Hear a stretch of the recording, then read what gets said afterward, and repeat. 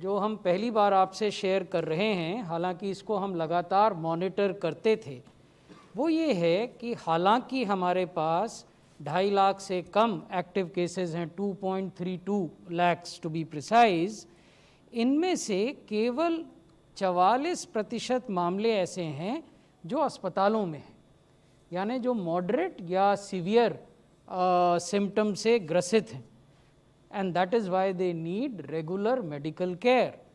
But 56% cases are those which are very mild or asymptomatic cases and are in home isolation.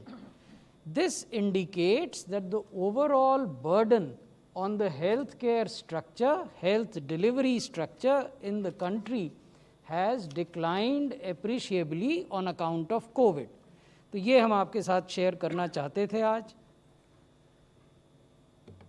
अब विश्व के साथ अगर तुलना करें तो केसेस पर मिलियन ऑफ पॉपुलेशन अभी भी we are amongst the lowest in the world.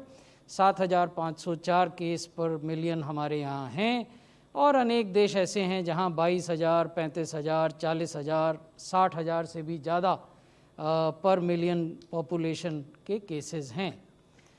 Death पर मिलियन पॉपुलेशन देखें तो भारत में 108 डेथ पर मिलियन और अन्य देशों में 1200 तक डेथ पर मिलियन पॉपुलेशन है।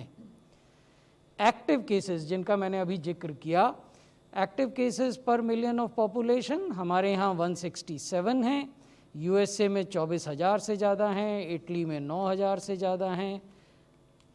न्यू केसेस पर million of population in the last 7 days, ये एक ऐसा पैमाना है जो हमें बताता है कि पिछले सप्ताह देश में और विश्व में जो इन्फेक्शन है वो किस तरफ जा रहा है, किन देशों में ज़्यादा केस हो रहे हैं इन द रीसेंट पास्ट। तो भारत में 96 न्यू केसेस पर million population in the last 7 days, and there are countries like UK and USA where it is more than 5,000 and more than 4,000 new cases per million of population. Something similar is happening with COVID related deaths. In India in the last 7 days it is 1 death per million, whereas in other countries it is more than 50 or 60 deaths per million in the last 7 days. अब मैं आपको कुछ vaccination के बारे में बताना चाहता हूँ।